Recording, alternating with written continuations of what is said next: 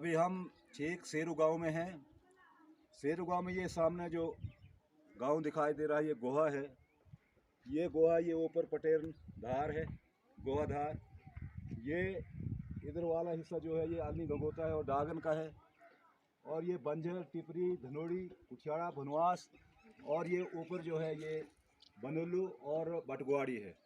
यहाँ से 4 किलोमीटर जुगासर गांव है और यही जुगासर गांव से जो ये भराड़ी गाली लगती है और ये भराड़ी गाली का एरिया है। इससे उधर हिमाचल पड़ता है, ये बाउंड्री है लास्ट में, लकाबर वगैरह भराड़ी। तो आज यहाँ पर छठा 7वां दिन है और यहाँ कम से कम भी 5 फुट बर्फ़ है, 5-6 फुट के दरमियान में बर्फ़ है।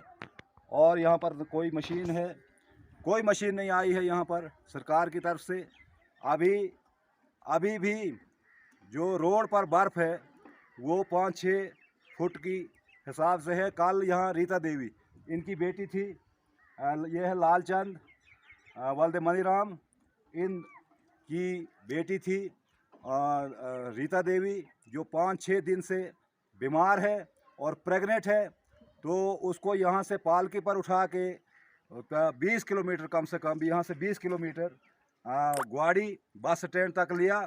और उस लड़की की हालत जो है वो बहुत ख़तरनाक थी और गोंदों में उसको रेफ़र करके फिर उसको जम्मू भेज दिया गया है।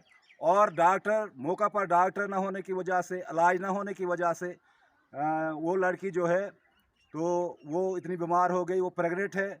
और हम इंतज़ामिया से यही अपील करते हैं कि यहाँ पर बिजली, राशन और पानी की सप्लाई को बहाल किया जाए और सड़क की हालत को जो है मशीन लगाकर यहाँ पर जो है यहाँ पर जो है साफ़ किया जाए, ताकि यहाँ पर आने जाने की जो सहूलियत है लोगों को, जो हमारा राब्ता कट है तहसील हेडक्वार्टर से, वो बहाल हो सके। तो ये लालचंद जी बताएंगे कि इनकी लड़की के साथ क्या जो है, कैसे वो बीमार हुई थी। उसको दांत की प्रॉब्लम थी जनाब। तो 10 दिन हो गए थे। यहाँ डॉक्टर की वजह से उसको कोई फ़र्क नहीं हुआ, ऐसे ही दवाई खाते थे। लेकिन इधर डॉक्टर नहीं है तो कहाँ किससे लानी है दवाई। फिर जब यहाँ उसको रोटी भी नहीं खानी हुई, बिल्कुल उसको सोजिश हो गई थी यहाँ दांतों में, ज़्यादा ही दर्द हो गई। 4 दिन उसने रोटी नहीं खाई। लेकिन फिर क्या करें, आगे जाने का तो रास्ता नहीं है। बहुत बर्फ़ है, कम से कम 5 फुट बर्फ़ है। फिर गाँव वालों